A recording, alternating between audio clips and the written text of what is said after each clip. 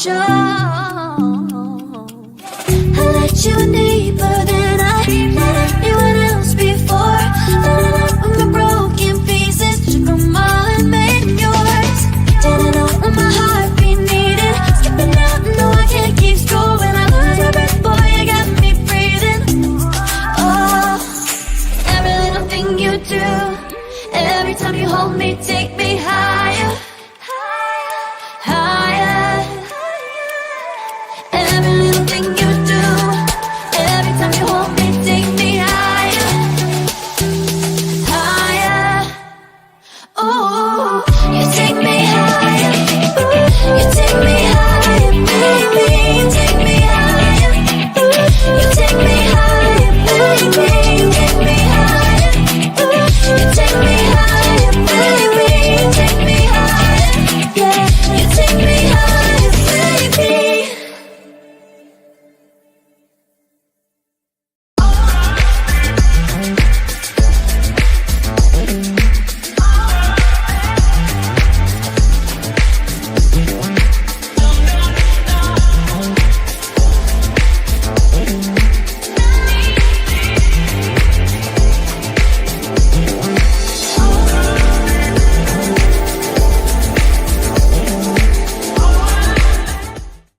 Welcome to Saturday Night Fire, the Progressive News Show on SBS3. I am your host, Marlon, along with Anna Hart.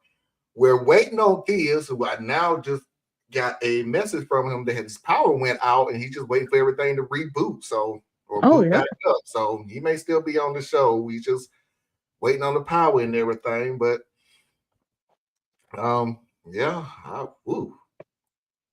didn't do that before. Don't want to go through it again. Anyway, as you can see by today's show, we are doing another Choosy Beggars where we're just going to go through and just laugh and ha-ha. But, of course, with this group, we can make any subject serious. So be prepared for that, too. We also, in the second hour, the Mama Heart Hour, almost a full slate. Am I the A-hole Mafia video of the week, which is a very special Mafia video of the week. I had to do it this way. So one, it's a very special Mafia video of the week. And two, because it's a change that I should have made a long time ago. And I did today. So there you go. Okay. And there's my man Theus. Hello, Theus. There it is. Hello. Hey. Can you hear us? I can hear you. Okay. You can't see us. No, I see you too. It's my echo won't let go of my computer. We don't have an echo. No, the echo dot. Oh. Oh. You want to go back out and come back in? Well, wait. We'll be here for 3 hours. So, why he's so concerned. Yeah, I got you now. Okay. All right. And of course, Foxy's video of the week. As you know, or you're new to the show, you should realize this is the final weekend of the month. Of course, we always take the last weekend of the month off to refresh ourselves, but it also happens to be Thanksgiving holiday weekend next week. And so it just correlates with itself. So we won't be back until December. Now, in December, however, it's Anna's birthday and the start of worst whatever candidates of the year. Right. So be prepared for that. Speaking of that, how's everything going, Anna? That was an awful segue. The worst people in the world. Speaking of that was a terrible segue. Hi. Yeah, everything's going really good. It's been I had a slow day on purpose because I have had a really fast week. A lot of meetings, a lot of people wanting to talk, and just I slept until like 1 p.m. Felt great. Ooh, nice. Of course, I didn't fall asleep until like 9 a.m. So, Ooh. No, I'm still having issues actually going to sleep. Like I'm originally yeah. in my chair, dozing off and everything. But as soon as I lay down, it takes about 30, 40 minutes for me to fall out. So, but it's getting a little better. I think I changed some things, so it should be getting better. This, how's everything going, my man? I don't even know how to call it, bro. But couple things I'm excited about. So I'm about to retract myself from social media for the most part, so I can focus on our United Core. I'm going to narrow that scope quite a bit. So I mean, we'll still do whatever level of outreach we can do, with the funds that are coming in, and continue to encourage people to support. But really going to be focused on launching the educational program. So I need to do a lot of field work with that, connect with some teachers and stuff like that. I'm going to push the nonprofit back because it costs money and I don't have money. So I'm like, okay, well, let's go ahead and focus on money making endeavors that were always part of the plan anyway. Use that as the next proof of concept. And if that is successful, then it'll be successful, right? And then other than that, man, ain't a whole lot going on, man. Same thing as everybody, just trying to figure it all out. Okay. Let's see who we already got out there. Parker is already here. Happy birthday. Thank you. It's on the 1st? It's not on the 1st. It's on the 6th. 6th. Okay. Be a Friday. Oh wow. Okay. Well, then we'll definitely be happy to come back and say happy birthday. I just got out of the theater seeing the movie Wicked. It was amazing. 10 out of 10. Okay. I got a lot of people that's going to see it. I'm not one of them. I got a hard time with that. Like I like the way that Ariana has really managed her professional persona. I'm very proud of her for that. But it's like, I don't know. There's something that's just a little off-putting for me with her, because she goes through so many changes, but she's a young person and she's fully entitled to that anyway.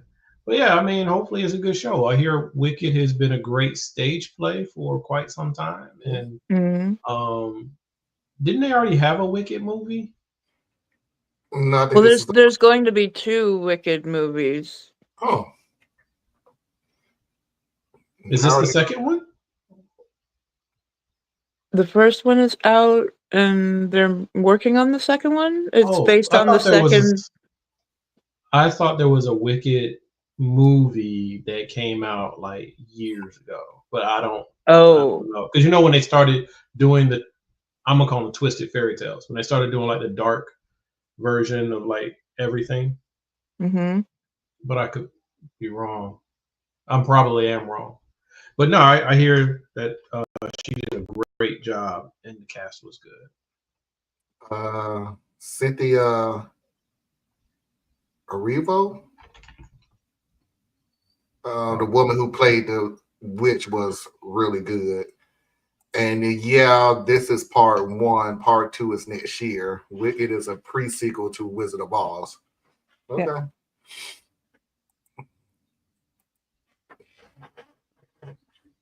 So this was before Dorothy became a murderer. Yeah. Just want to make that clear. Let's get this party started.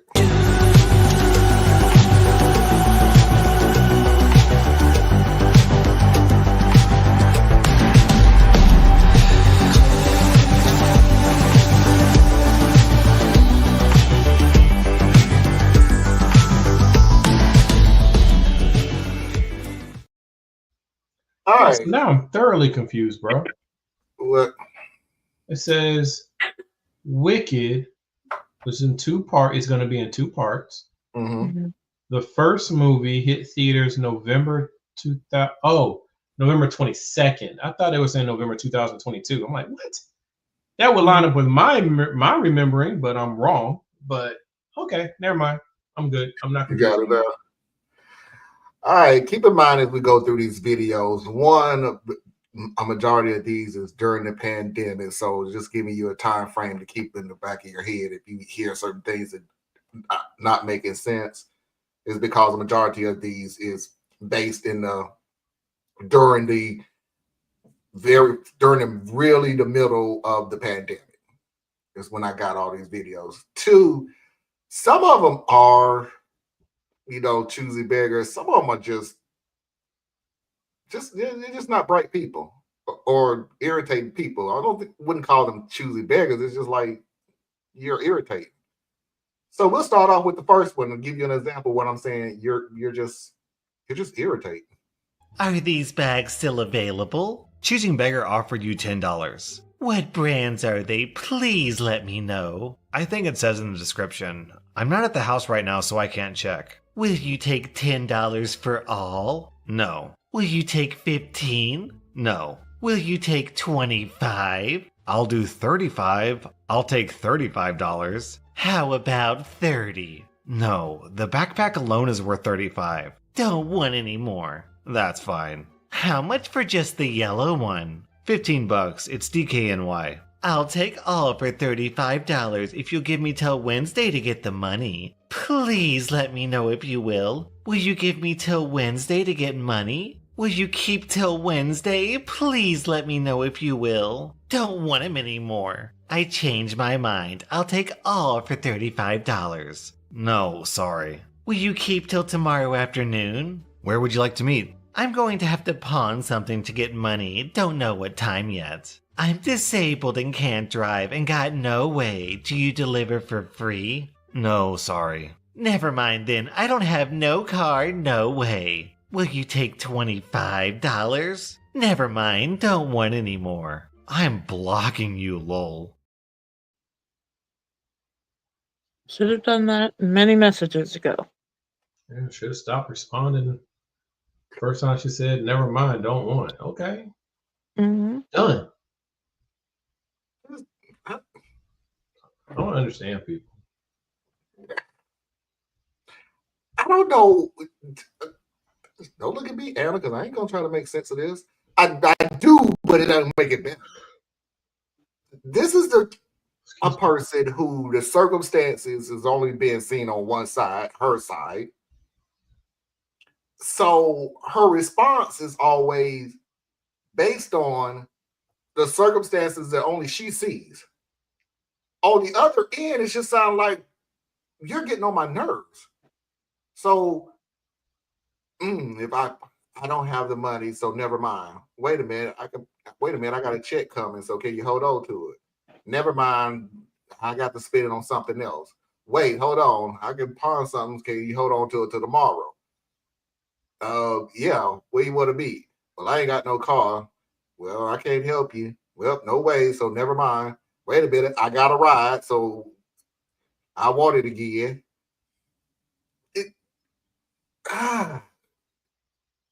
And for the young folks out there, I want you to listen to me. If you have to pawn something to get clothes or shoes just because of the name, I'm not don't come at me with everybody needs clothes and shoes. You know what I'm talking about. Those were very designer bags, and you're willing to pawn something to get designer bags. Don't. Just don't. Use your money a little more wisely than that.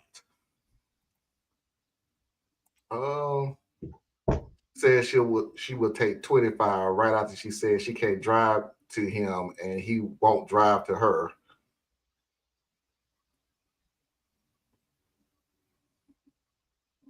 Yeah, I know I should be trying to play along, but I guess my mind is like somewhere else. Um, Whatever's going on with this lady is something ain't right. I'm not gonna sit here and diagnose her. Something just ain't right. Either she's bored and she's just pulling his chain, or she's not processing reality properly. Either way, stop responding and go on about your Go business. on about your business. Yeah. Yeah. All right, let's go on to the next video. I don't even have a title for this because I just don't know what the heck just happened. So, okay. Because speaking of not in your right mind.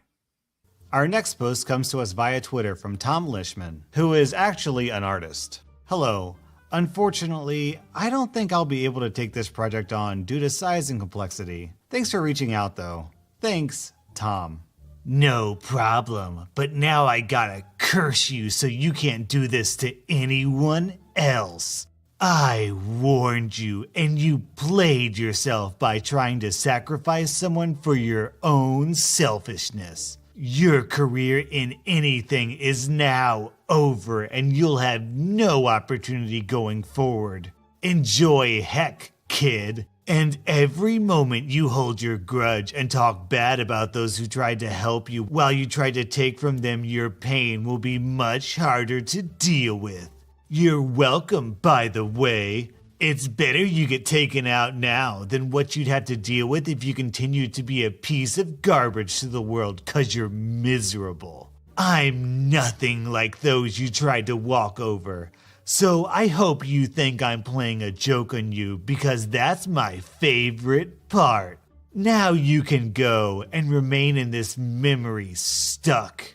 You do have an option to serve me for free in order to get your life back, but we know you're too filled with evil to do so. This too is my favorite part. Enjoy your energy being drained, and thank you for choosing evil. It's been a pleasure taking life from you. Everybody got to have a hobby. Yes.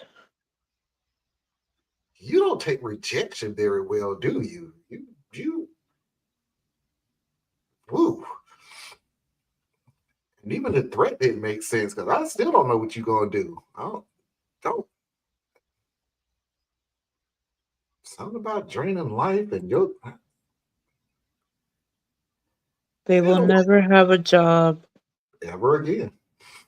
Hello, Parker. Hello, Foxy. I heard only good things about Wicked. My book club read the book many years ago. It was great. And then she comes back and says hello to everyone.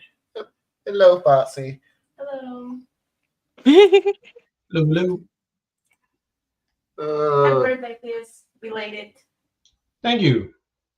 Happy belated birthday, Fizz. And then we got one more coming up. Make it sound like it's so exhausting, sir. No, it's not. I'm excited. Gotta see if I can do something special. I'll figure something out. Ain't like I've never been one for. Well, I'm boring, so. All right. Woohoo! I had nothing to do with me being born, and I haven't died yet. Woo! Jeez, Diaz.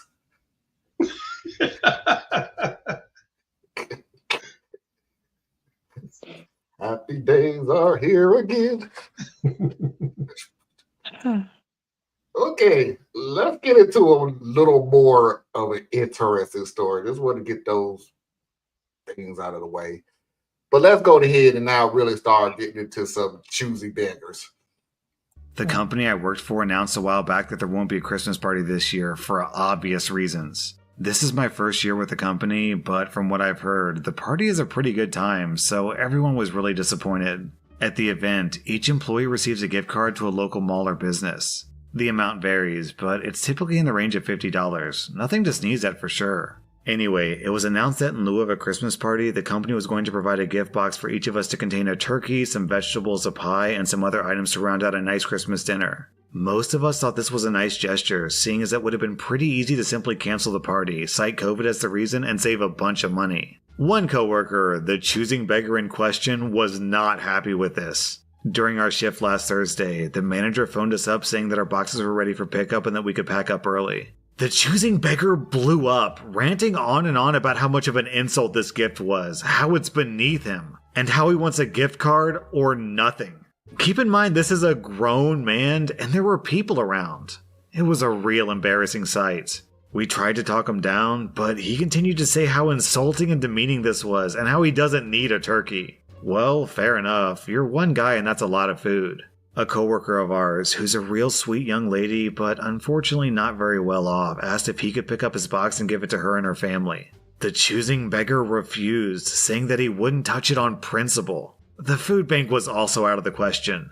He even phoned the manager back to tell him what he had just told us. The manager was rightfully pissed and sent him home for the day, telling him that by refusing to pick it up today, he was forfeiting everything and he couldn't backtrack later on. The choosing beggar agreed and stormed off, so the rest of us went off to pick up our meals. Also, out of the 4 of us who were working that day, 2 of us had been forced to go to the food bank at least a couple of times in the past few years. So listening to this guy go on and on about how a free meal wasn't good enough for him had us rather angry, especially considering the state of the world right now. Back to the story, we showed up at the shop and the gift box blew our expectations out of the water. The gift box had a 22-pound turkey, bags of vegetables, an apple pie, stuffing, gravy, and cranberry sauce. All locally grown and handmade, complete with a baking tray, meat thermometer, and instructions on how to prep and cook everything. And for a little icing on the cake, tucked into the corner of each box was the $50 gift card that Choosing Beggar was ranting on and on about. Choosing Beggar's gift box, complete with a gift card, ended up going to the food bank after all.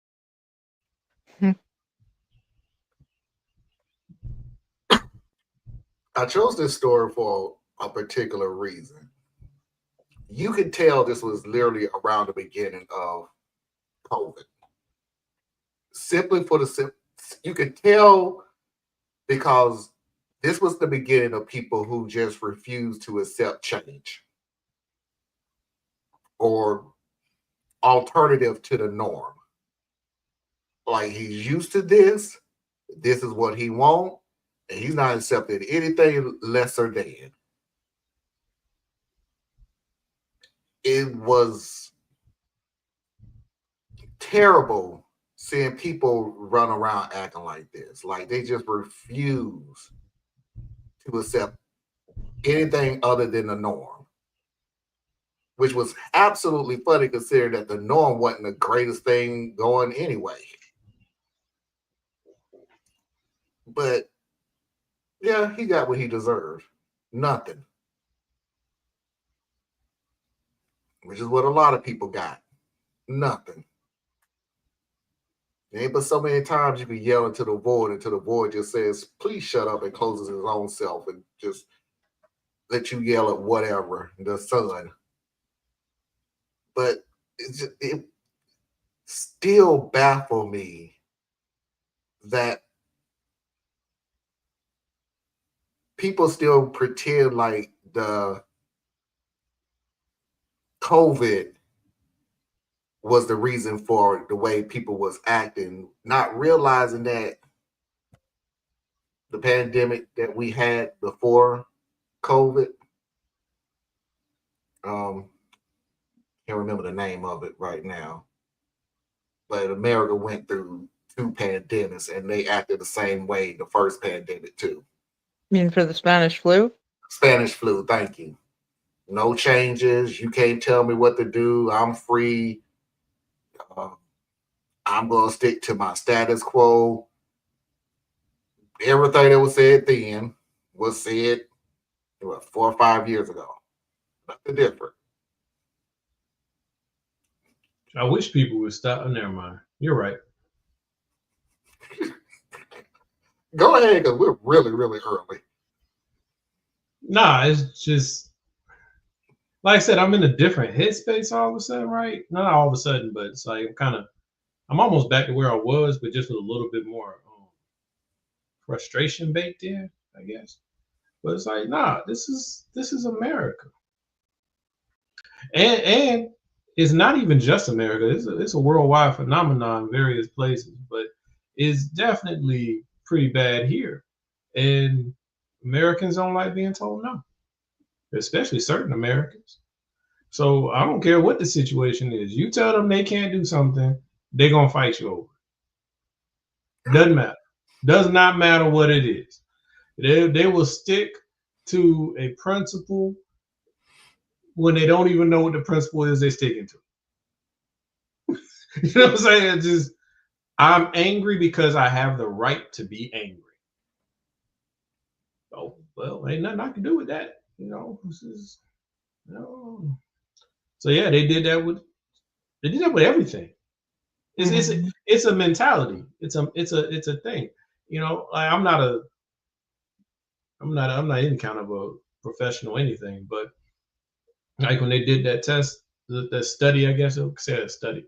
You know, talking about like how different brains react to different stimulus, right? Mhm. And those who identify as conservative, they react on a more primitive level to certain stimulus. Right? Their response is direct to protect, fight type response, whereas those so-called liberals is more of a problem-solving response, nuance thinking, and all of that. Whatever merits you can add to it, you can see that if you break it down on a conservative to a liberal mindset, certain behavior patterns just they repeat. And it's not even that they repeat, they're consistent. I think that's better. They're consistent. They're Yeah. consistent over time, they're consistent over people, right? People say, well, I'm Mhm. not my ancestors. No, you kind of are. Because you behave the same way. So it's like, yeah, I don't know. That's my itching frustration with all things is I don't like people pretending to be surprised. But me and Anna was saying this last week. This when you wasn't on the show, when we're all of a sudden, and I don't want to get into politics, so to speak, but like I said, we're really early, so whatever. But it was the same thing we said last week when people are now coming out saying this is not the American we supposed to be. This is not the American. Yeah, it is. Yes, it is. Yeah, but And if I you did haven't quote what you and learned I the did quote history, what you said. And I did quote what you said, Theus. It is the America that has always been. You just didn't want to see it. You just they didn't want still to. don't. They still don't want to see it, bro. No. That's the thing. For them to That's even right. For them even saying this is not the American I thought it would be. Yeah, yes, it is. and they're lying. 9 times out of 10, people are lying to you. Because if you can get them and you can make them talk through something, all that stuff falls apart real quick. So it's a deflection, it's a defense mechanism, and it's lazy. So, and I'm like in that mode where it's like, no, I'm gonna push you every single time. I'm gonna push you on it. You said you it's not like this. Okay, well let's talk it through. What do you know about this? What do you know about that? How do you respond to this? How do you respond to that? I'm gonna make you look at yourself. And if we get froggy, then we're gonna have a hard time. You know? So that's one of the reasons I'm removing myself from mixed company because I ain't got the patience for it. It's like Mhm. I'm done. I'm done. Well, So I haven't I had any. apologize. That's Go ahead, okay. y'all. I haven't had any pushback um, from nobody, but I think it's because I wasn't taking slack during the first Trump administration. Um, and then I sort of shut it down after he was starting to really, really do some ignorant things, and they, well, that he didn't mean this, and he didn't mean to say this. I mean, I'm like, okay. It's I amazing thought you'd how be he never beyond means that, to bro. say. Remember how it's amazing how he never means to say anything, yet the only people that's defending him is you. That's what I need people to focus more on because it's look, we can focus on Trump all you want. It's not gonna get you anywhere, right? I'm looking at the people. Yeah. The stuff. See, part of those who have watched me for a while, if you put the pieces together, politics is one tool in the toolbox. It's just one. So when it was political season and it was time to use a political tool, then I focused on that. I'm back to the rest of the toolbox now. He's going to be president and he's going to do what he's going to do. I refuse to get upset about it or even be concerned about it. I'm not going to debate anybody on it. It's not worth the energy. It's going to be what it's going to be at this particular point. Now it's going to be a matter of what are you going to do to respond? Who are you? Right? And that's what's going to annoy a lot of people. If you get into any of these real conversations with me, I'm going to come back. I'm going to go, who are you? Who are you? I don't stop talking about what all these other people are doing. All these people are individuals just like you. So who are you? What do you stand for? Or are you just going, oh, they're evil, they're horrible. Maybe they are. Maybe they're really complicated and you're just not seeing the world from their lens because you don't want to take the time to look at it from their side because you know if you look at it, you got to fight it. And you don't want to fight. So if you don't want to fight, you need to shut up. Because you're just going to bend over and take it anyway. So just stop it. Find your way to navigate this space. This is the same America it's been for 200 years. It's just this is one of its more glaring, unfortunate chapters. Right? You look at how the current administration is, I don't know, hopefully they're doing some stuff behind the scenes, but I don't have a lot of faith for that. And anything they do can be overturned because if one president can do it, the next one can do it too. So, it's going to be an interesting time. So that's my challenge to everybody out there. Who are you? What do you stand for? And what are you going to do? And please do me a favor to everybody. I think I've said this to Anna before you came on, Theus. I don't want to hear about can you believe he said, can you believe he did? Yeah, I can. He is literally the only person on the face of the planet right now that would not shock me on anything that he does. Nothing. I'm not going to bring it on the show for F and giggles anymore. Because, yeah, I believe he said it. Yeah, I believe he said that wrong. Yeah, I believe he said this and then turned around and said this. Yeah, I believe he actually did sign that bill. Yes, I actually believe he said he was going to do this, that, the other. Yes, I believe it. It's not entertainment anymore. He's proven he will do whatever it takes.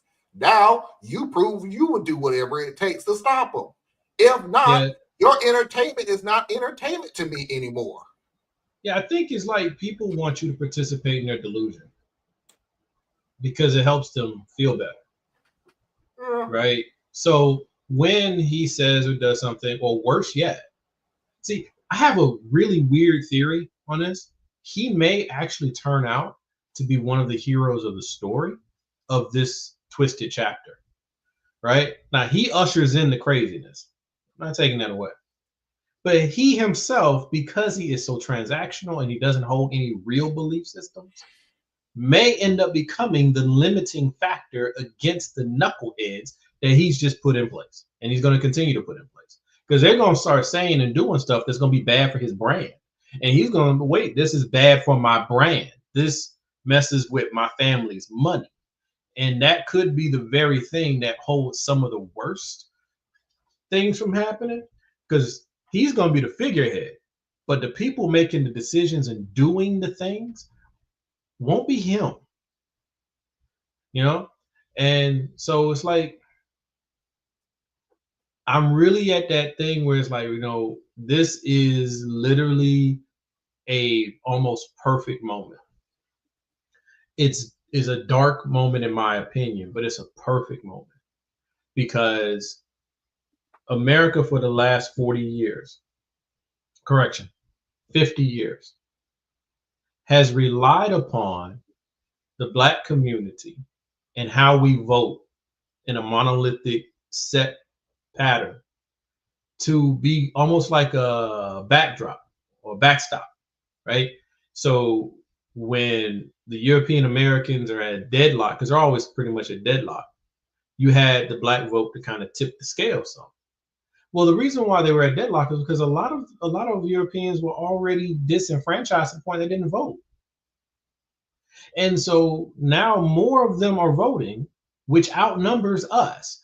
Plus, you have the rising tide of Asian and Latino community members who have passed us in numbers and vote in greater numbers because they don't have the history of disenfranchisement and oppression. So we're not even really the marker that we used to be. We like to pretend we are, but we're not. Mathematically, we just aren't. So this election was literally the first time in most people's lived memory that the Black community couldn't save you from yourself. We couldn't do it. We tried, but we ain't enough of us, right? And so now America has to wrestle with itself.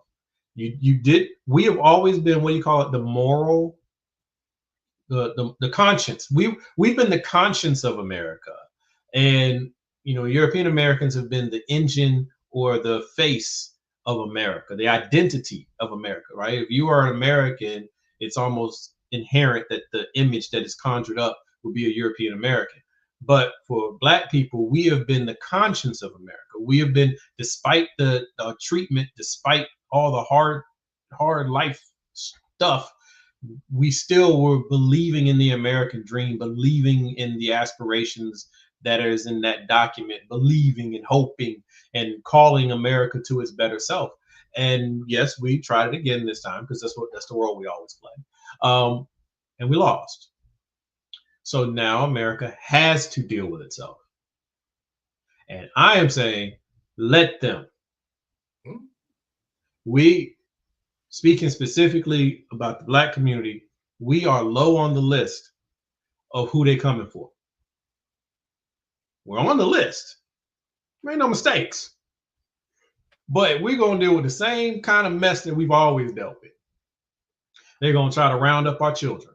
They're going to brutalize us in the streets. They're going to fire us just for existing. They're going to cut out financial support through things like HUD and Section 8 and SNAP benefits. But in order to get to us, they're going to hurt a lot of their own at the same time. So we're low on the list. Who they're going to go after is going to be the Latinos, the Asians, the trans community. Those are the main ones they're going to target. And there'll be splash impact to other groups, right? Because we kind of overlap in different respects. Time to let America do what it does. I think that's part of what empire has to do. If you look at France, France had to fall. It had to fall in on itself in order for it to recreate itself. Same thing with Germany. Germany had to fall, and it was bad. But they rebuilt themselves and came right back to being a world power. It's America's turn. You got anything, Anna? All right, final video of the first hour. You don't have to try to remember any of this stuff. I just call it the Big Bang because basically it's a list of complaints. These are actual complaints received by Thomas Cook Vacations from dissatisfied customers. 1. They shouldn't allow topless sunbathing on the beach. It was very distracting for my husband who just wanted to relax. 2. On my holiday to Goa in India, I was disgusted to find that almost every restaurant served curry. I don't like spicy food. 3. We went on holiday to Spain and had a problem with the taxi drivers as they were all Spanish. 4. We booked an excursion to a water park, but no one told us we had to bring our own swimsuits and towels. We assumed it would be included in the price. 5. The beach was too sandy. We had to clean everything when we returned to our room. 6. We found the sand was not like the sand in the brochure. Your brochure shows the sand as white, but it was more yellow. 7. It's lazy of the local shopkeepers in Puerto Vallarta to close in the afternoons. I often needed to buy things during siesta time. This should be banned. 8. No one told us there would be fish in the water. The children were scared. 9. Although the brochure said there was a fully equipped kitchen, there was no egg slicer in the drawers. 10. I think it should be explained in the brochure that the local convenience store does not sell proper biscuits, like custard creams or ginger nuts. 11. The roads were uneven and bumpy, so we couldn't read the local guidebook during the bus ride to the resort. Because of this, we were unaware of many things that would have made our holiday more fun. 12. It took us 9 hours to fly from Jamaica to England. It took the Americans only 3 hours to get home. This seems unfair. 13. I compared the size of our 1-bedroom suite to our friend's 3-bedroom, and ours was significantly smaller. 14. The brochure stated no hairdresser at the resort. We are trained hairdressers, and we think they knew and made us wait longer for service. 15. When we were in Spain, there were too many Spanish people there. The receptionist spoke Spanish, the food was Spanish. No one told us there would be so many foreigners. I've just gotta stop at this one. Dude, when you visit a foreign country, you're the foreigner. 16. We had to line up outside to catch the boat, and there was no air conditioning. 17. It is your duty as a tour operator to advise us of noisy or unruly guests before we travel. 18. I was bitten by a mosquito. The brochure didn't mention mosquitoes. 19. My fiance and I requested twin beds when we booked, but instead we were placed in a room with a king bed. We now hold you responsible and want to be reimbursed for the fact that I became pregnant. This wouldn't have happened if you had put it in the room that we booked. Okay, so all of that, first of all, I ain't even gonna say it. Y'all know what groups these weren't. Okay. Second of all, my favorite one, it's number one. That's my favorite one. You are saying that your fiance or husband, I think it was a husband, your husband was unable to enjoy his vacation because he was distracted by topless women at the beach. That was his complaint. Right. Not my favorite one. And it'll always be my favorite one because the country I live in. Spanish people everywhere in Spain. The restaurants were Spanish. The food was Spanish. Only speaking Spanish. I didn't know there was going to be so many foreigners here. Bruh, you're in Spain. You're the foreigner. But see, I mean, for real. But then again, wait, let me finish. But then again, like I said, I live in America, and this is what their mindset is. I'm here, so now this is my country. well, it's kind of how it works for them. But I was just gonna say, somewhat you could tell just from like the wording, I think, or at least you can imply from or infer. You can infer from some of the wording that some of these were European travelers. They weren't like American travelers. Like the syntax of how they wrote it would lead me to believe it's the same. It's the same privilege. Okay, but with the custard, some woman with the custard, custard and biscuits and something like that. Like that's not a typical American term. I don't care what segment of our communities you are talking about, but it is probably pretty standard for like maybe somewhere in Europe or Australia or something like that. But the one you were just talking about, that one I'm pretty confident is American because I've met people who can't tie Spain. Sorry, that was my computer. Am I back? Yeah, you're back. Go ahead. You're back. Now you're not. Now you are.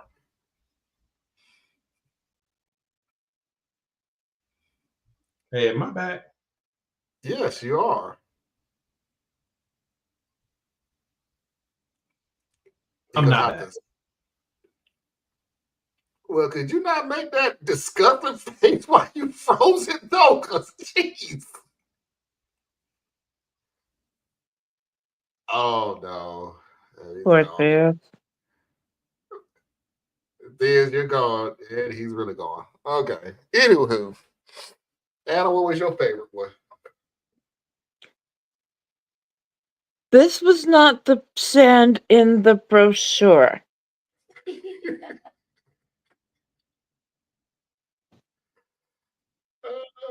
Oh, I thought you know what I thought your favorite was gonna be though? What? He didn't tell me there was gonna be fish in the ocean. Like The children were scared. The children were scared. yeah, because they assumed their parents would tell them there's fish in the ocean. In the ocean. In all oceans, as a matter of fact. It's kind And of where they live. it's only one of them I actually would have yelled at. Only one of those complaints I would have yelled at because you know I can't take but so much stupidity. We had to wait outside for the bus and there was no air conditioning. Where the hell are you gonna hook a air conditioner up to? You're outside. Where? Where you gonna hook an air conditioner up at? I thought you were gonna say the one about to getting pregnant. Oh, that was just stupid. That was just, bruh. I guarantee you. I was forced to have sex with my fiance. Oh, hey, buddy, your marriage about to suck. But it was so. Oh, what was the other one? I got hit by a mosquito. The brochure didn't mention anything. The brochure didn't mention that. Well, that's the greatest brochure that it has to mention everything. Everything? Or it was too bumpy on the way in. I couldn't read. I couldn't figure that one out. Somebody called the DOT. This is just not okay. I couldn't figure that out. And what am I paying taxes here for? Oh, wait. I'm not. You're not. And I'm not even going to get into the idea of why it took so long for us to get from Europe to Jamaica and it took the Americans a shorter period of time. Okay. This is unfair. This is the world we inhabit, folks, because we allowed it to become cruel or socially unacceptable to call people out for not being smart. Okay, we got there. We went there, folks. Words were so precious that you could not call people out for stuff. And it's been growing over time. And it used to be when people weren't that bright, they kind of kept a lot of their stuff to themselves. But now they've been able to interact with each other and connect on the internet and all of that. And they find out there's a lot of not smart people. In fact, we're the majority. And so they started to push back. And here you go. You got a lot of not smart people. They have education. Some of them have great education, still not smart. And they didn't find each other and they're doing stuff. But the one I said that was funny though, it was one about the Spaniards in Spanish because that's the one I'm thinking is definitely an American thing. Because when an American hears Spanish, they think South American, South and Central American. Spanish is that. It's a race to them. It's not a language, it's a race. Spaniard or Spain, they probably don't know the word Spaniard. Spain is Europe. They know it's in Europe. That makes them European. So when I go there, I'm expected to be in Europe. Okay. So everyone speaks English. They probably think everybody speaks English. Unless you're in Germany, because Germans speak German, right? It's the very simplistic way of viewing the world. And they can't even, don't even think that they can tie together Why is it that the people in South America speak Spanish? They think that, I guarantee you, they think that's their indigenous language. They think Spanish is what they do. And it's like, no. I really wouldn't be surprised. They should speak English. This is South America. America. They might speak with a Southern accent then. That's about as far as you're going to get with it. But I will say this is, it's not even a pushback on it, but I kind of literally understand where the guy was coming from. Still my favorite one. But I literally understand where this guy is coming from, because what I was saying about being in America is that he's probably more or less complaining about, I'm American, so you need to adapt to me being an American spending money in your country. Yes. So why have you not learned how to speak English? That's why a lot of the world, most of the world, doesn't like Americans. Right. Well, our foreign policy is the big one. But the next one is how pompous all of us are. Right? Like, being an American, I don't care what shade you are, being an American, going overseas, very few of us, unless you come from an immigrant family, speak a second language. Right. So they go. So you're going there because you're fetishizing this other place. It's an exotic adventure for you, right? They come here for vacation. You go there for vacation because you're going for something different. But when you go to the different, the American is the one who says, but not too different. Right? I don't really want to eat your food. Unless it's pizza or some kind of pasta, and it better have a sauce I recognize. I don't want to eat your food. In fact, I will sit here and look at your food with my nose turned up because I think your food is wrong. I'm in your country. Tell somebody that in Italy, just learned this like years ago, but it still was so fascinating to me. In Italy, there is no such thing as spaghetti and meatballs. It doesn't exist. It's not going to be on a menu. It's spaghetti. And if you want meatballs, you could order meatballs. But there's no such thing as spaghetti and meatballs. Yeah, I don't like authentic Italian food. I've already found it out. So I'm very much the American.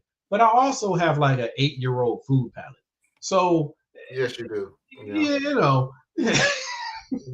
I gave up on you when you said you don't like food that float. I was done with you. It was like, okay, I don't. You don't like soup? No, that ain't food. That's a drink. That's a hot beverage. I guess you can't come to dinner tomorrow. Hot beverage. That's not. Ooh. But still hungry after you eat soup. Well, I would hope so. It's not a dinner type thing. Then it's not food.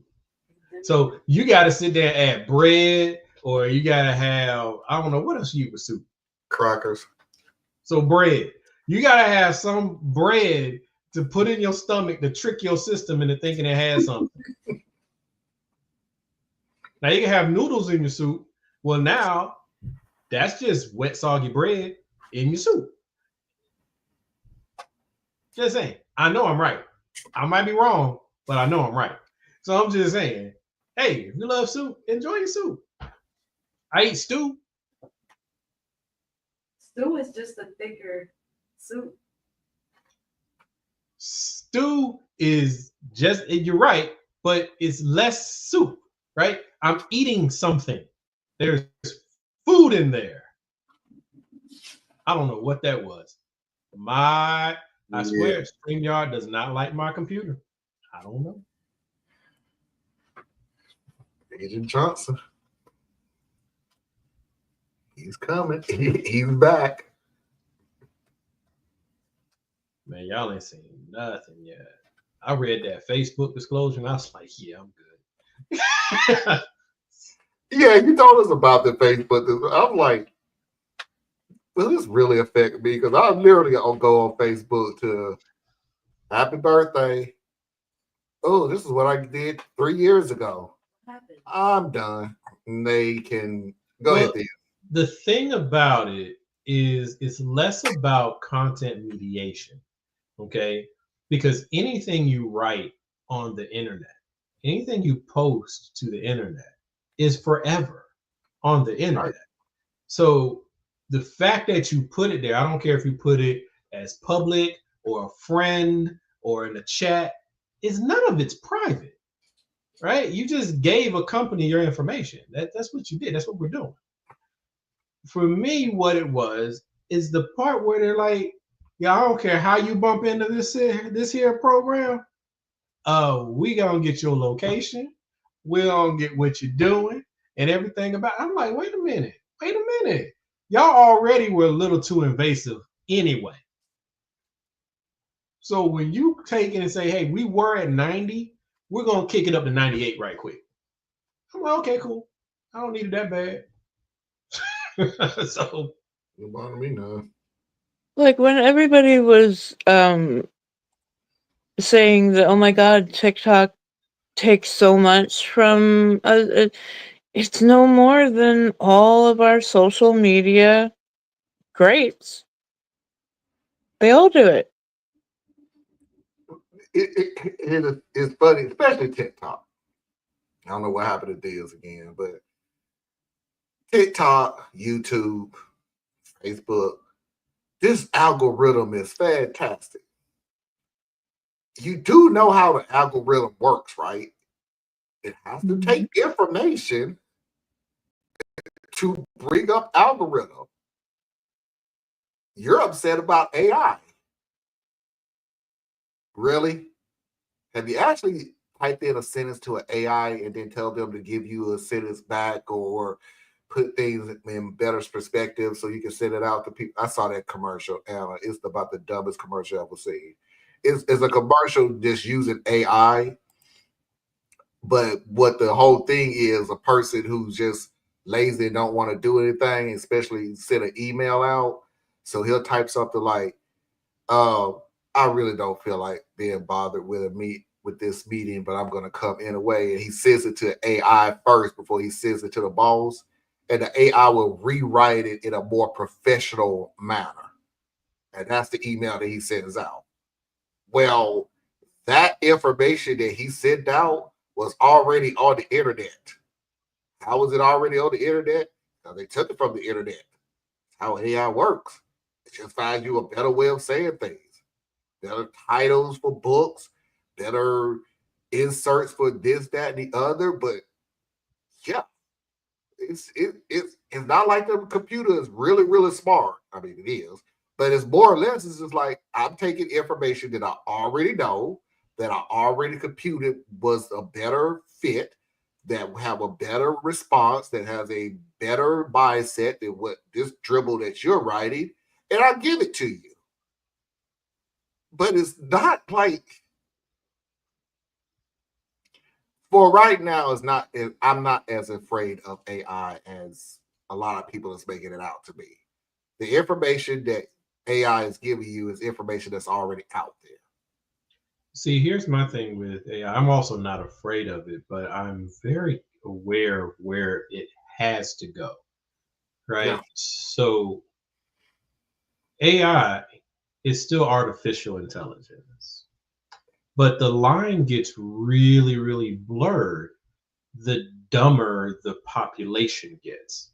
See, so the AI, like you just described, scrubs the internet in a matter of a millisecond, cobbles together better ways of presenting something that you wrote and hands it back to you.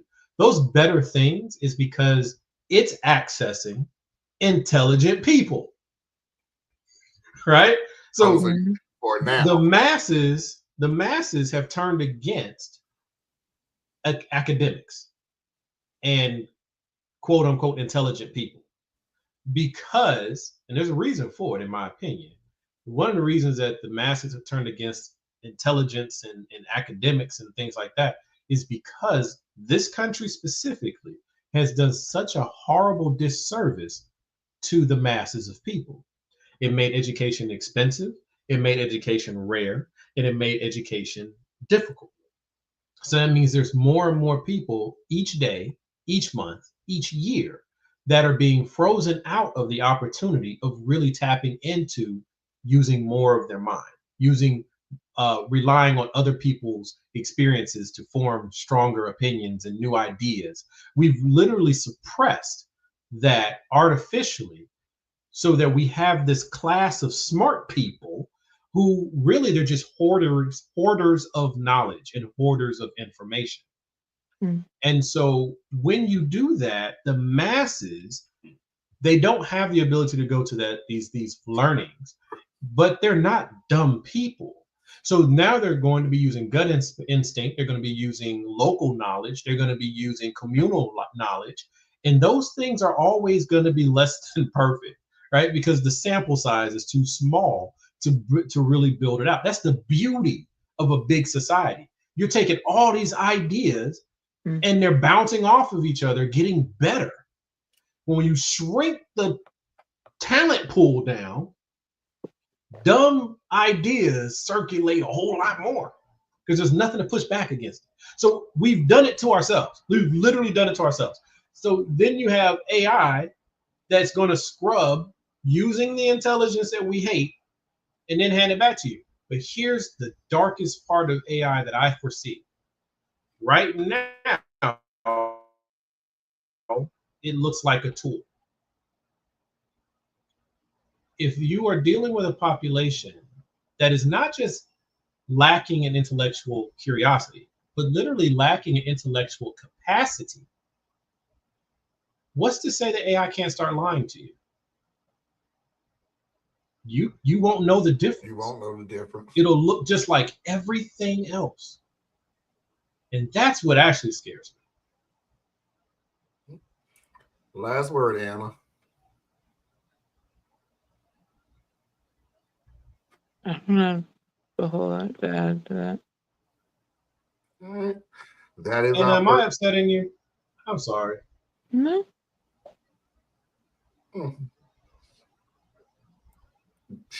Trust me, she'll let you know. I'm Captain Unicorns and Rainbows over here, so you know. So we're used to it. That is our first hour. Let's go ahead and get into our second hour with Am I the A-Hole? A very special Mafia video of the week, in which, again, you wasn't here at the first hour. So it's a very special Mafia video of the week in which I said it's very special because I made a change that I should have done a long time ago. And we're just going to roll into a Foxy's video of the week. 3-minute break to reboot and refresh. And we'll see everybody on the other side. Stay tuned.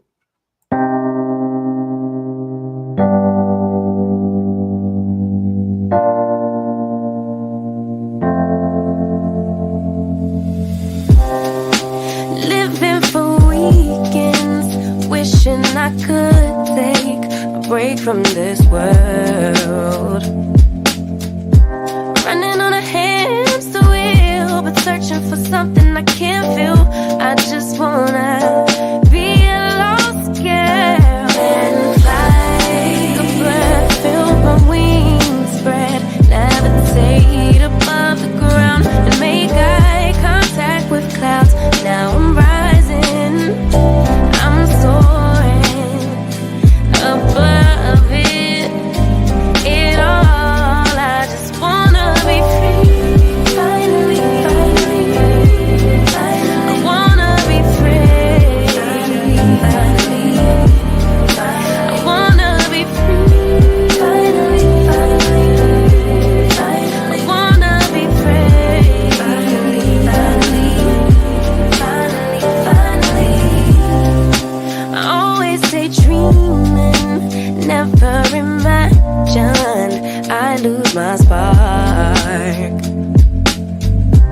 Living in this crazy time, putting back the pieces of my mind. I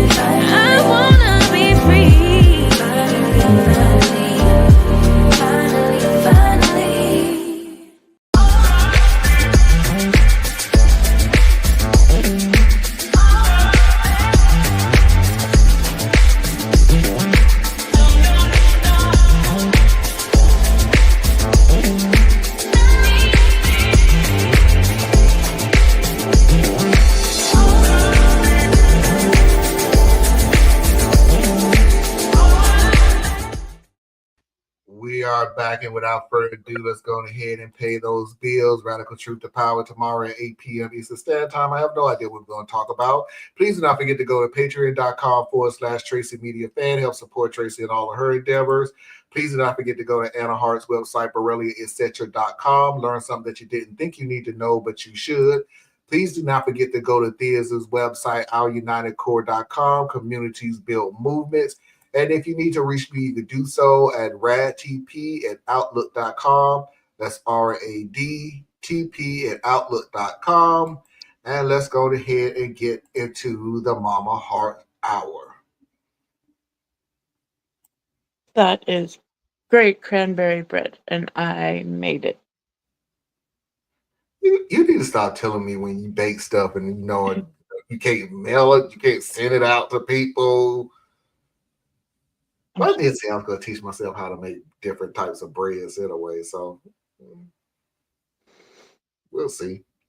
Just get some Ocean Spray cranberries. There's usually a recipe on the back. Oh. That's what I follow. Okay. We'll Very look easy. into it next year. Am I Coming the soon.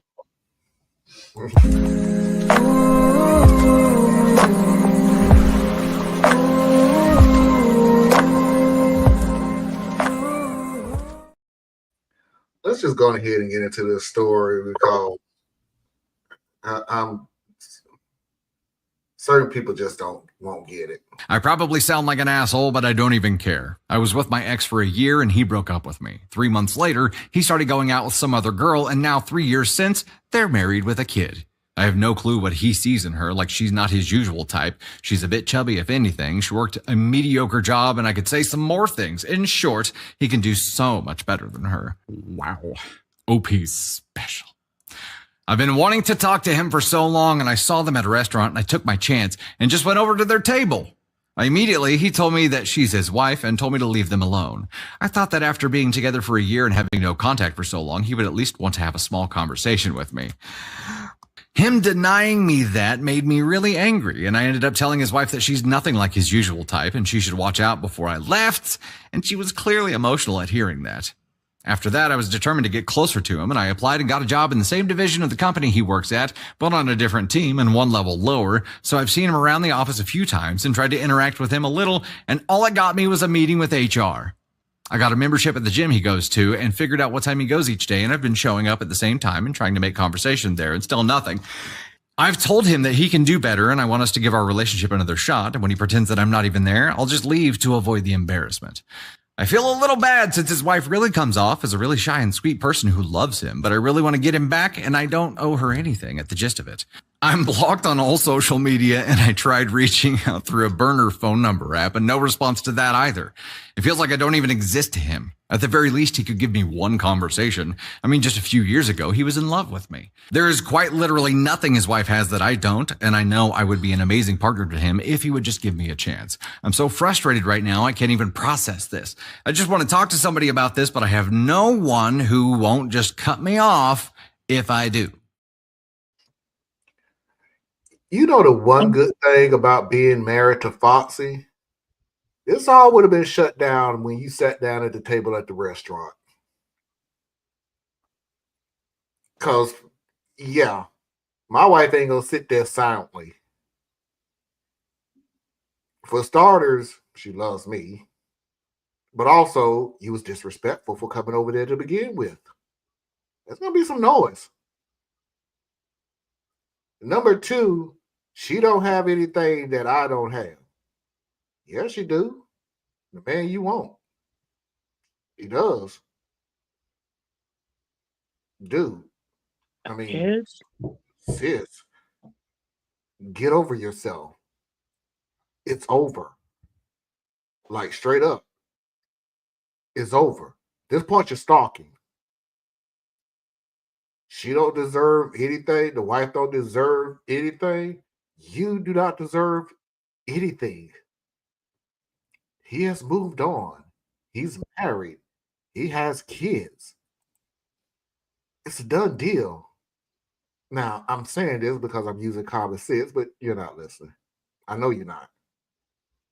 When you get a job at somebody's just so you can hold a conversation.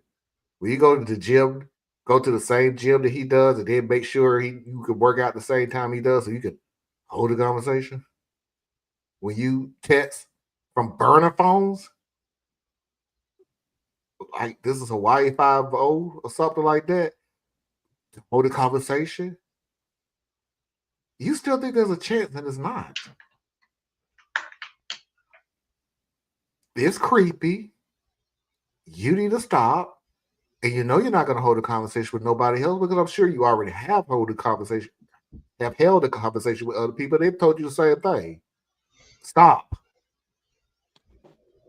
So Babe said we will cut you off yeah, if you continue to talk to us about it. Like that's a big red flag. And I know life is full of double standards. That's life. But if this had been a dude doing this, we would be like, get a restraining order and call the police. You know? I still think that. I still think that. Yeah, but that wasn't what anybody said. And I'm not pointing that against anybody. I'm just saying that's not our first place we go in these scenarios, because we kind of look at the ladies as being disturbed and an annoyance. But no, she's every bit as dangerous. Oh yeah. And it went because as I was taught as a young person, you don't have to be tough to pull a trigger. You know what I'm saying? So anybody can do harm. Anybody, you know. Mhm. But the other thing I was just gonna say with this, when she came to the table, like my wife is non-confrontational.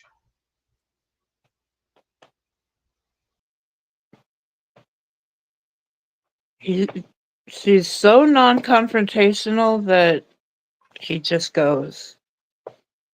Well, my wife ain't. My wife is not non-confrontational. She's gonna tell He you likes you're those. disrespectful. Why are you here? And you need to go away. Now, granted, it's not like I'm not saying the same thing. Like, yeah, you need to stay away from our table. I do not want to hold a conversation with you. You insult Foxy all you want to. It's not going to end the way you thought it was going to end. Because again, you're one of those people who think I'm going to act the fool and everybody else needs to take the higher ground. And Foxy ain't that person. I don't Yes. know that I'm gonna be able to hang out with y'all. I might just give up in just a second because this is crazy. I am hardwired into the computer. I don't know what is going on. This is crazy. But what I was saying was my wife is non-confrontational. I was just saying that from the standpoint of it's not her job to respond to this. Now, if she does, she does. But no, this is on me, right? Because currents and X's should not mix. So the fact that she didn't came to my table, I'm going to be the most aggressive one in this moment because my job is to protect me, my wife, and our relationship. And I need to make sure it's very clear to my wife that I don't approve of this in any way, shape, form, or fashion. Right. But this is a lady who's not operating in her right mind. She is a classic stalker, 100%. You know, that's just wild. It's just wild, you know. But the police would have probably been called to that one, you know, because they're like, "Sir, you need to calm down." And, I'm not calming down the goddamn thing, yeah. but but no, it's just it's a bad situation all the way around because I mean it's a no-win, right? Because as a guy you can't threaten her, and you definitely can't put your hands on her, and you don't want your lady to have to deal with your mess because that's what it is. It's your mess. Even though you didn't create it, this woman created it in her own head, but you're the tie that binds, right? It's just bad. It's just bad. And I don't know what you can do about it. Kind of like when it is the roles are reversed and it's the guy who's the threatening one. I don't know what you can do about it because that's how one, that's how our laws are, and two, that's how our laws kind of need to be, because you don't want to, attack people who are not dangerous. You know what I mean? Like, so it's a darn if you do, darn if you don't kind of situation, and then here you are cleaning up the mess because you couldn't get to it in time, right? Like when people talk about mental health is the problem with gun violence, I'm saying no, mental health is a factor, but it is not the problem. Okay, because everyone around the world deals with mental health, but they don't all deal with the gun violence.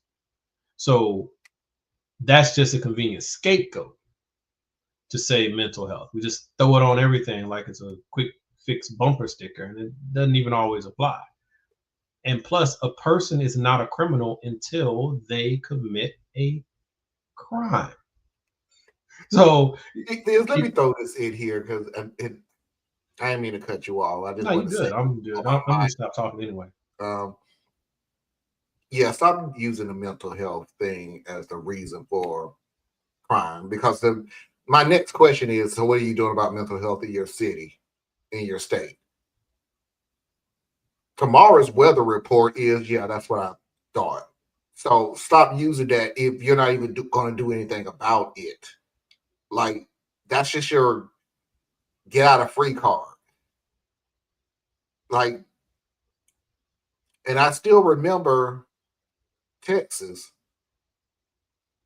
after the school shooting, and then realized that they took, and I can't remember the number, but you did cut money out of the mental health, um, out of mental health. Like, don't use that as your scapegoat to keep your gun. And that's what you're doing. That's really what you're doing. It's mental health. So I don't have mental health, so I should keep my gun. Yeah, well, it's even more insidious than that. That's why, like, zoom out, and it's the classic thing that humans have done for forever. It's othering, right? Yeah. So we have gun violence because people are meant, and I'm going to use the terms that they're really trying to get at. We have gun violence because people are mentally defective. They came off the assembly line and something was wrong with them. It's not the rest of us. It's that person, right? So they scapegoat that. Oh, we don't have jobs because the immigrants are taking it. Okay, no immigrant that you're mad at does the hiring, so they didn't take anything. Okay, they are even so loose with it that they'll say the immigrants' fault that we have a housing crisis. They can't get the house. So, these people are not requiring logic. They just need a target. That's it. And the ones who are pointing them, this is why it comes back to the problem is the gun. We can continue to say all we want that guns don't kill people, people kill people. Yeah, well, people kill people with guns, right? And what they do is they manipulate emotions and they manipulate energy. And so if we're saying the gun of bigotry and intolerance, that's a weapon being pointed. The weapon of whatever rifle or handgun or whatever, that's a weapon being pointed. And it's pointed downstream at the people who have the least ability to protect and govern their own lives, right? Most of these gun deaths are actually crimes of despair, where people are turning these weapons on themselves. But we're not trying to address that. You pointed out the mental health thing. As with everything from a certain side of the political spectrum, the things you're blaming, you are actively making harder to make better. You don't want mental health care to be part of a standard part of healthcare plans. And when they are in healthcare plans, you fight against them being treated equal to physical health. They come with higher deductibles. They come with lower limits and coverage options. right? It's like whatever you say, we say we want to take care of the veterans. Haven't seen any of your representatives put forth anything to help house veterans and provide veterans with mental and emotional support and care. Not only that, in fact, you've now put people in power that are directly saying, not a threat, a plan. We're going to get rid of VA benefits and veteran benefits. That's their plan. So it's like these people say one thing and they don't mean it. And I'm really frustrated with those on the quote unquote left and in the middle who know that's the case and yet still play along. They're lying to you. Stop being afraid to say that someone's a liar. See, what we do, we live in this polite society thing where we think words are powerful, but we don't want to use words because they're so powerful, and we're just unilaterally disarmed. No, a liar is a liar. But we'll be like, well, we don't know if they're lying right now. I don't care. You're a liar. So even if you're telling the truth, it's a lie. I don't know. You've lost the benefit of the doubt. You are now in a position where you have to earn trust back. And that means not being believed when even you should be believed. But we don't want to do that. We don't want to do the heavy lifting. We don't want to be the bad guys. Well, you know what? Fine. So we're going to do what we're dealing with. And that's how you end up with cats like me. I've given up on all of it. And I'm going to focus on the bunkers mentality that I told you about before, Marlon. This is bunker time. Right? We are a lost generation. The Gen X crew. We're a lost generation. Our job is not to fix things at this point. By the time this runs its course, we'll all be 10 years older. So our job is to protect and to guide and to develop the youth so that when it's their turn to pick up the fight that we failed to fight, they'll at least be better prepared than we were. You know, but that means you got to protect their education. You got to protect their health. We're about to have a situation where you can't get your kids vaccinated. So you need to consider something. If you're already with child, this is irrelevant. You got to do your best. Not in whatever decisions you make the best decisions you can. But if you haven't had children yet, take a moment and think about whether or not you really want to bring kids in right now.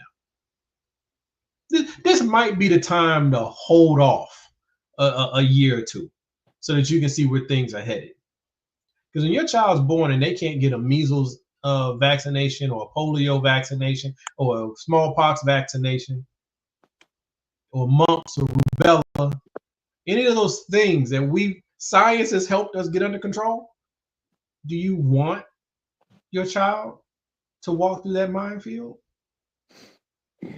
They're about to take public funding out of the education system and push it into, I call them segregation academies, because they're going to basically make it so that people with money who can afford tuition can get supplemented off of your tax dollars to send their child to a private school, and all the families who can't afford or will be somehow disqualified. That's the big one. The people going to fall in disqualified bucket.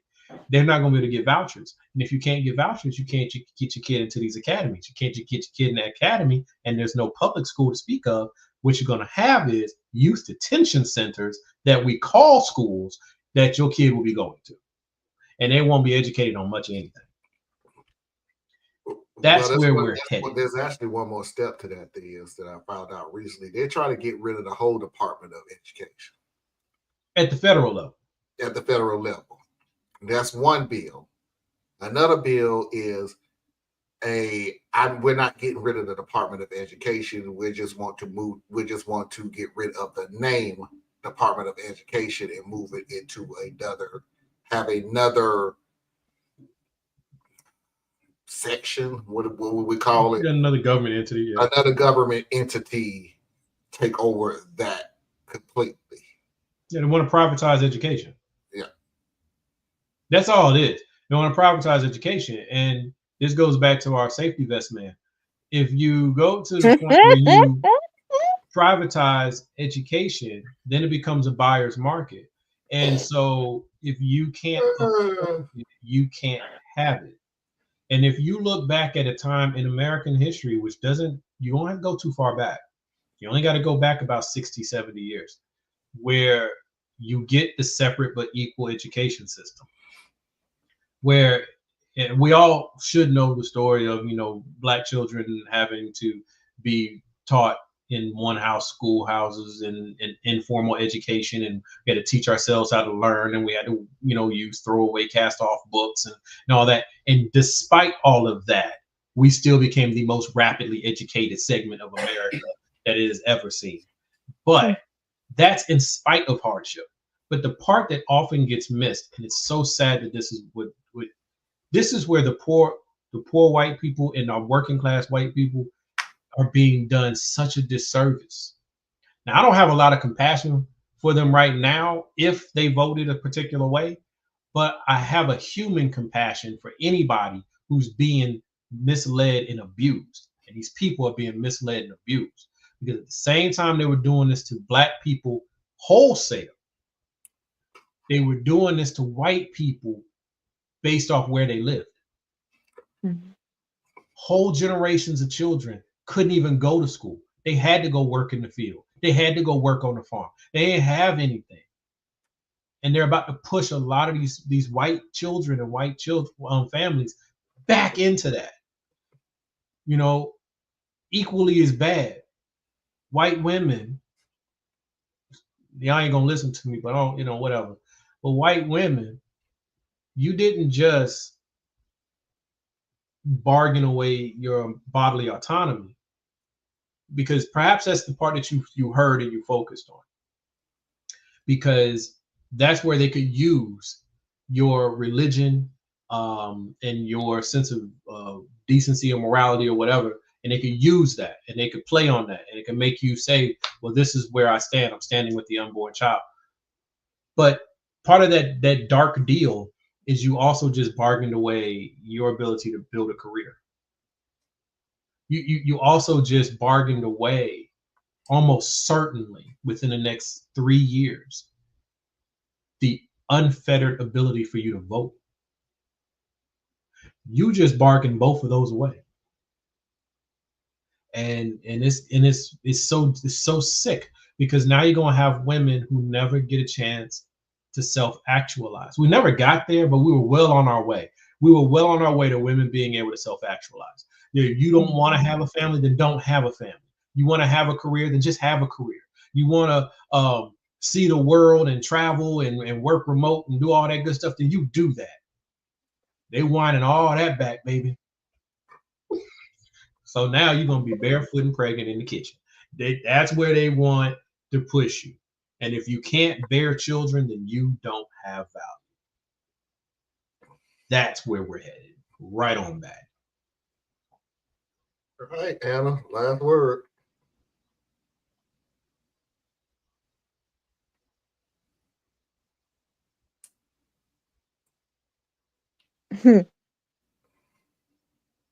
You want me to talk about what now? Anything that's on your mind. Me and my unicorn, we're going to ride out.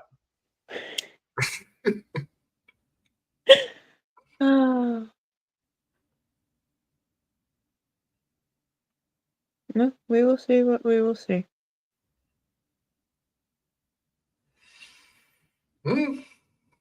Mafia video of the week.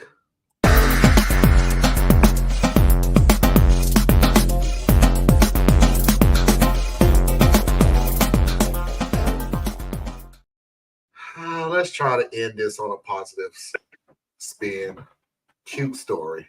I'm a 19-year-old woman, and he's a 21-year-old guy. It all started when a teaching assistant for one of my classes got sick, and they got someone else to fill in for a lecture. The guy they got to fill in was a fumbling mess, but damn it, he was also so cute! I did some light stalking afterward and found out that he has a blog, and it was one of the most wholesome and funny things I've read in a while. He's a total nerd, which is very attractive, and I am so into that. One time I was studying in the library and saw that he took a seat near mine, so I struck up a conversation with him and it went so great. We talked for hours and I got no work done. Anyway, I work in a research lab on campus part-time. This past week, my principal investigator was still out on vacation, but my mentor had full access to the lab, so I was free to do experiments unbothered. One of my close friends also works in the same lab as me, so we've been having a blast just hanging out in a basically empty lab. It was about 4 p.m. yesterday when we decided to go out into a hallway to just chill for a bit and eat some snacks. One of the doors to another lab that we were standing close to was open, but we didn't think too much about it since the entire floor was really deserted. We were talking about this guy she's seeing when she asked me if anything new happened between me and that awkward dude who guest lectured. I told her about what happened in the library and she started drilling me. We were micro-analyzing what happened, like, I feel like at least one time his eyes dropped down to my lips. Or, did he stare at you for longer than 5.7 seconds? Because if he did, he for sure wants to passionately hug you. It was all just for fun. Then me, being the crass, unfiltered person I am, went and said, I would even let him do me in the butt if he wanted to, and we both burst out in laughter. Disclaimer, I was kidding. Then, out of nowhere, I hear footsteps coming out of the open door next to me, and both me and my friend whip around to look. Lo and behold, to my terror, the guy I like walks out of the door, gives us a barely concealed shocked look and says, Hey, you guys might want to keep it down a little bit. Then he winks at me and goes back inside but leaves the door open. I gave my friend the most mortified look and she mouths, Oh my god, that's him! I straight up bolt down the hallway and flee down the stairs with my friend chasing behind me until I reach outside the building where I promptly collapse on a bench. My friend comforted me amidst many fits of laughter while I died slowly due to sheer embarrassment that I brought onto myself. She searched up the name of the lab that is literally 3 doors down from ours, and sure enough, the guy is listed under our team. This guy doesn't have a LinkedIn or a Facebook status saying that he works there. I've never seen him in the hallways ever. Do I think he heard everything I said? Yes. Does his lack of any reaction worry me? Very much so. Do I want to dig a hole and bury myself into it? 100%.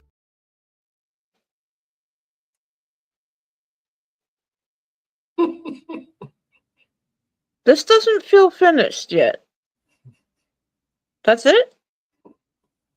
That's it for that.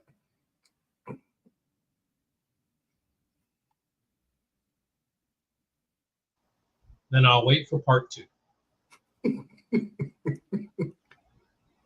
There is a part 2. But the part 2 is, like I said, it was something special. It's something that I should have did a long time. Positive story of the week.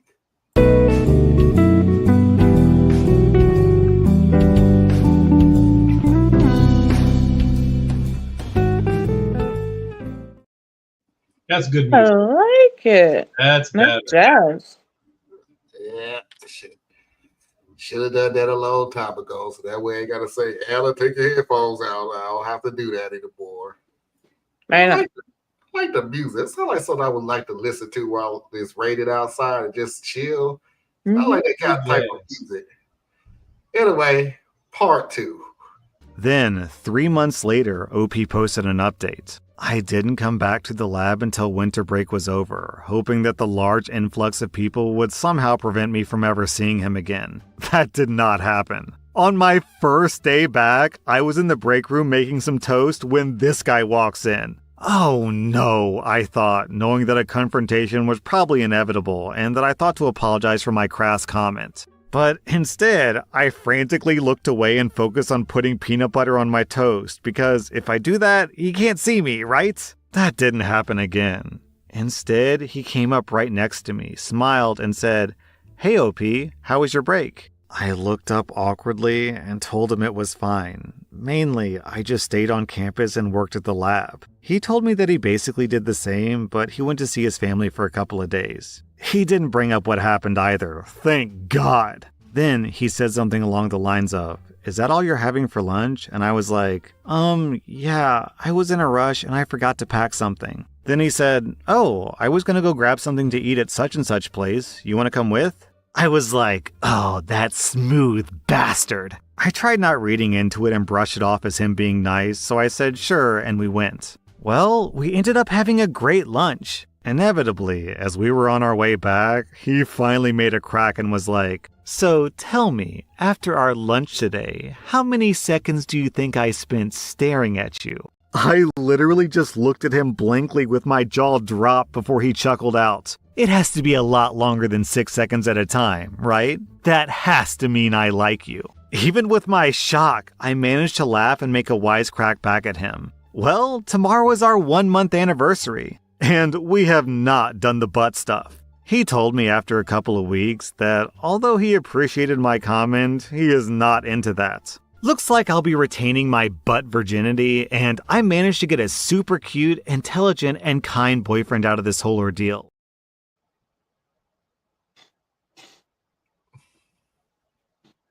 We've heard this before, haven't we? We have. Okay. Yeah, it's been a long time though. It has been a while.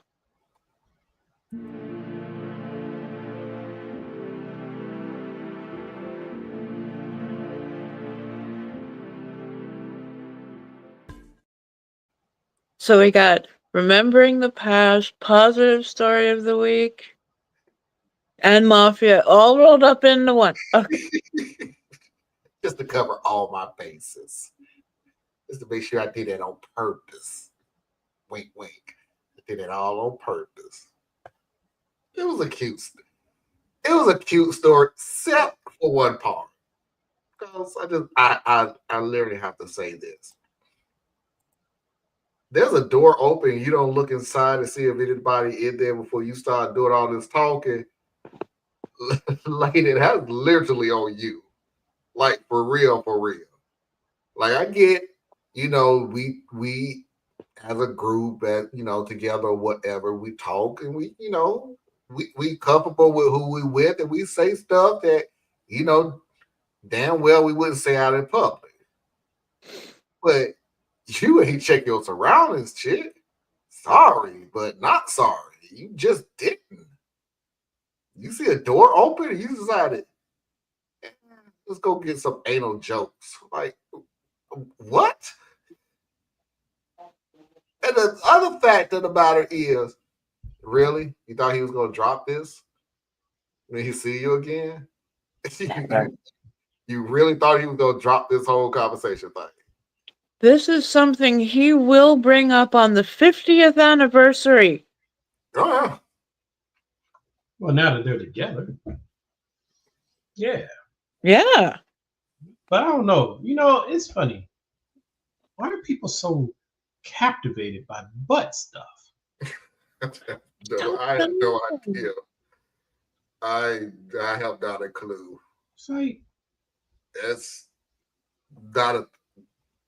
But anyway, she said what she said, and it all worked out, and it became their little inside joke, and yay! Yay! That's how a lot of relationships got, like little quirky inside stories. I mean, that's a cute story to tell your friends. Yeah. You got it. Foxy's videos of the week.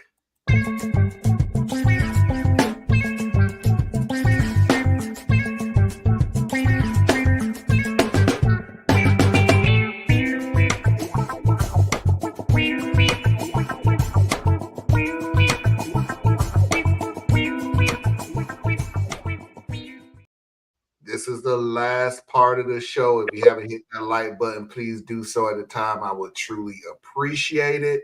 3 new videos, 3 old videos, because I want Thiz's take on them from last week. Bear with me. Bear with me. Is a hot dog a taco or a sandwich? Bear with me. If Cinderella's shoe fit perfectly, why did it fall off? Bear with me. If you describe something as indescribable, haven't you already described it? Bear with me. If we can't drink and drive, why do bars have parking lots? Bear with me. If you tell somebody to be a leader and not a follower, ain't they following your lead? Bear with me. Do stairs go up or down? Yes. Told you, people are stupid.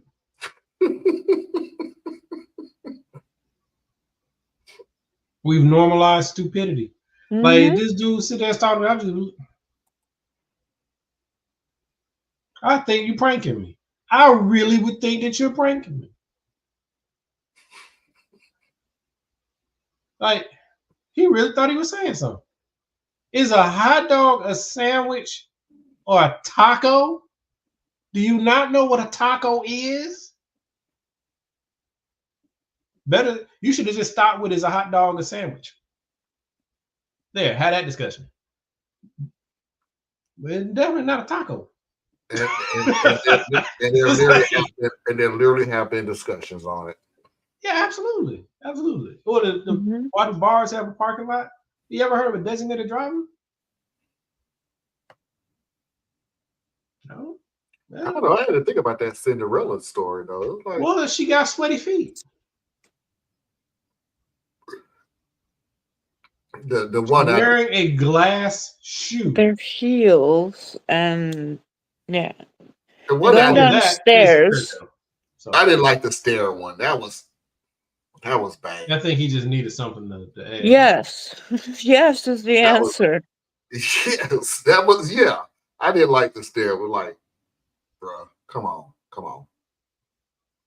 But anyway, next video. Bring your butt here.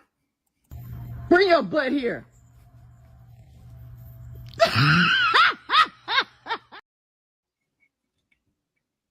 Alan's got something with butts tonight.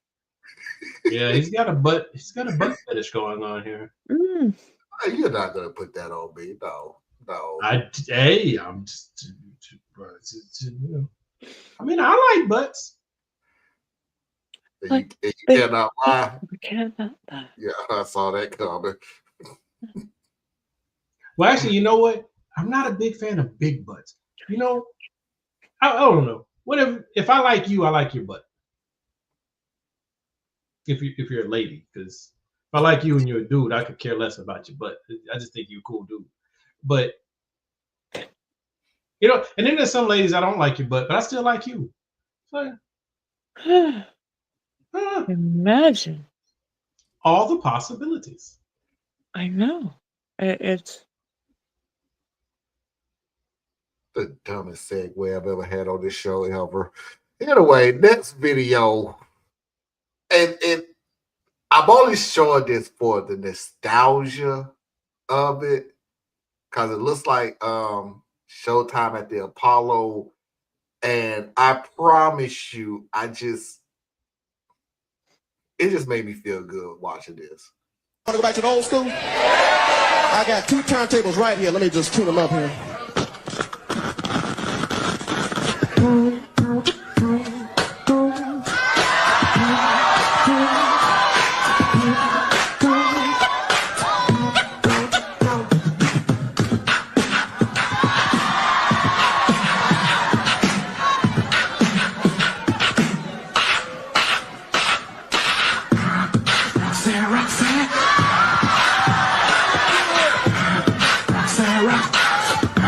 I want to be your man.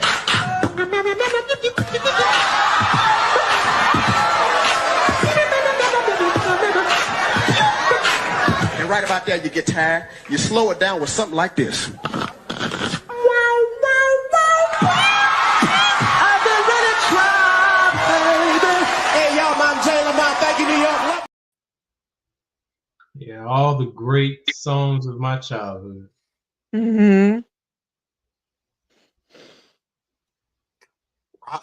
Roxanne. You know, it's wild though. I can't go back and listen to old rap. Like I was listening to, I was building out my playlist, and some Biz Markie came up, and I added it to my playlist because I was like, "Yo, yeah, cool." And then the next time it came on, I was like, "Skip," and I've been skipping it ever since. I just can't go back. It's like this moment of nostalgia. But other than that, I just because the style of rap is just it's evolved so much that Yeah. I just had fun looking at Showtime at the Apollo, and I just thought, dang, I really did have fun watching these people who I probably never see again come and do their thing. Oh, come on, Diaz.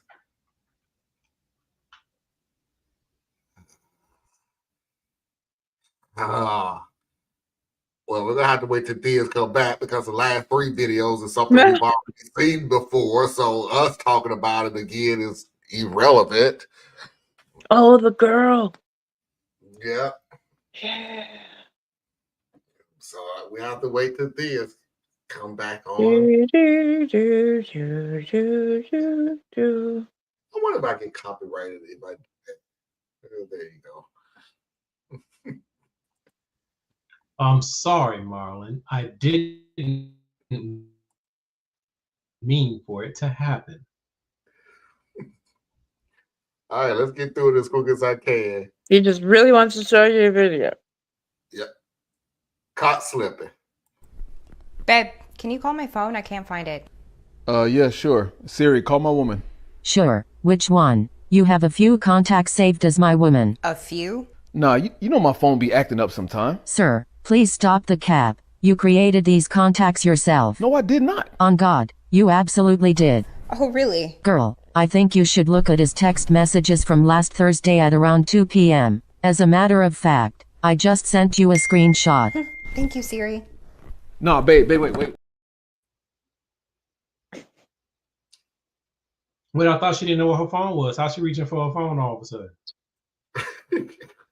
I think Foster said the other day, about, oh, now you can find your phone. All right. Yeah. You're motivated now. When the bit calls for it, yeah. With your unmovable food that I'm never gonna try. The girl, the Parker, Those potatoes, they look pretty good. We'll get to the end when we talk about the girl. Next video, Chick-fil-A. Pay close attention, Fizz, because it took us like 2 days to figure out what happened. Okay, so we got the 2 chicken nuggets, and then the number 1 that's going to be $22.50 at the first window. Okay, thank you. Yep, no problem. Or my pleasure. My pleasure. I said my pleasure. I said my pleasure, right? Fuck, dude, you gotta let me in. I said my pleasure. I said my pleasure. You can ask him. I said it. Oh, you can. I said it. I said my pleasure. I said it. I said my pleasure. So that was 2 chicken nuggets and a number 1. That's gonna be $20.55 if you just pull around to the front window. What happened to the other guy? So there was no other guy, but if you just pull up, your food will be ready. Okay, thanks. Yeah, my pleasure. You had to send them back to indoctrination camp. They're not sending them back nowhere. I thought you reacted to it. He has to be wiped, reprogrammed, and then he'll be reassigned to a different location. Fizz. Marlon, play it one more. I gotta play it again, Fizz, because they're not sending him anywhere. Pay close attention to what happens in the car once he's in the car.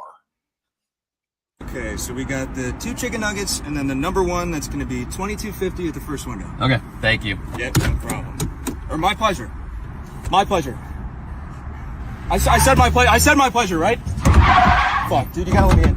I said my pleasure. I said my pleasure. You can ask him. I said it. Oh, you can. I said it. I said my pleasure. I said it. I said my pleasure. So that was 2 chicken nuggets and a number 1. That's gonna be $20.55 if you just pull around to the front window. What happened to the other guy? So there was no other guy, but if you just pull up, your food will be ready. Okay, thanks. Yeah, my pleasure. See, y'all think that was a certain type of flash, but it was really a Men in Black flash. Let's go with that story. Okay. Yeah, okay. Okay. Because otherwise, based on the muzzle flash, it would have broken out a window. He did this. He's dead. I didn't know. He's gone. He's gone. I don't know why you insist on believing that. I'd rather go with the mind wipe. Chick-fil-A don't play. That's why I'm going with that. Because I believe in the best of people.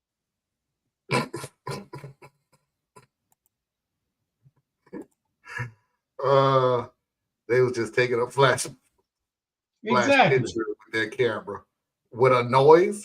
And it sounded like a shotgun. Okay. It was ready for you to use that. I mean, they kidnapped a man in what looked like a Ford Focus. So it's not like they got the best budget for their equipment. It's the loud flasher. That's true. Instead of a silent flasher. Wow, I'm so glad it's the last video. That was bad. Theas, hold on to your seats. It's going into Radical Truth to Power Hall of Fame, which I never, erased the video, but just be prepared for it. You go, girl.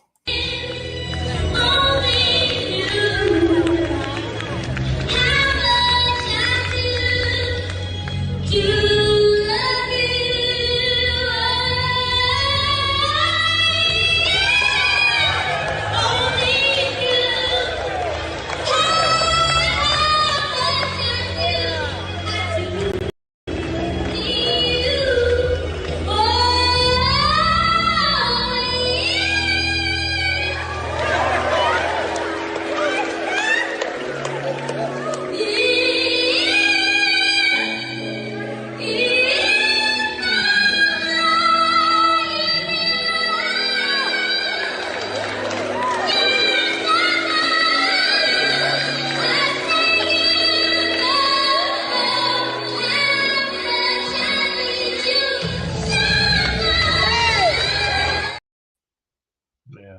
Bless that baby. Mm-hmm. She tore that song up. Yeah, because can't just anybody ever even attempt to touch a Patty song.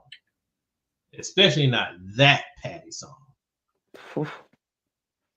And that's a baby doing it. That's awesome. I hope that life treats her well and she has an opportunity to capitalize on the talent. Yeah.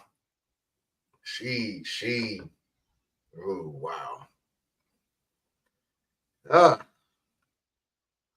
And I'm glad that you got family members who's like, yeah, we need you to come up here and do your thing. It's for free, but we want you to come up here and do your thing. And she delivered. She delivered that. Mm-hmm. Anna, tell everybody where they can find you. You can find me here on the weekends and at BoreliaEtc.com. Theas? You can find me here on the weekends. All right. Ladies and gentlemen, boys and girls, children of all ages, non-conforming individuals, and of course, I'm assuming you're LGBTQ. I appreciate Anna. I appreciate Theas. And until next time, we will see you when we see you. Peace.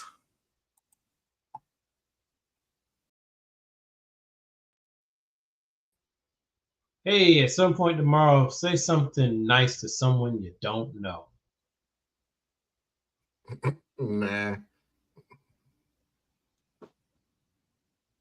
I don't know you.